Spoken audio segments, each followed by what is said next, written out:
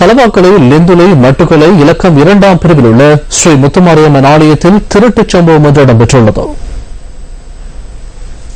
லிந்துலை மட்டுக்கலை மேற்பிரிவு தோட்டத்தில் உள்ள ஸ்ரீ முத்துமாரியம்மன் ஆலயத்தின் பூட்டு அடையாளம் தெரியாதோரால் நேற்றிரவு உடைக்கப்பட்டுள்ளதாக போலீசார் குறிப்பிட்டனர்.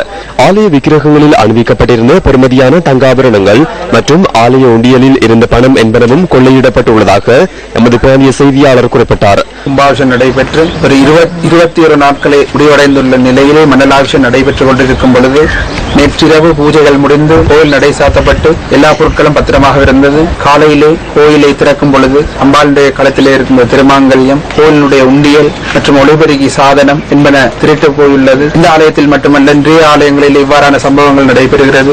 உரிய அதிகாரிகள் உரிய நடவடிக்கையை மேற்கொண்டு இந்த இந்து ஆலயங்களை பாதுகாக்குமாறு வேண்டிக் கொள்கிறோம். கொள்ளையிடப்பட்ட தங்காபரணங்களின் பெறுமதி இதுவரை மதிப்பீடு செய்யப்படவில்லை. சம்பவம் தொடர்பில் தகவல் வழங்கப்பட்டதை அடுத்து லிந்துலை போலீசார் சம்பவ இடத்திற்கு சென்று விசாரணைகளை ஆரம்பித்துள்ளனர்.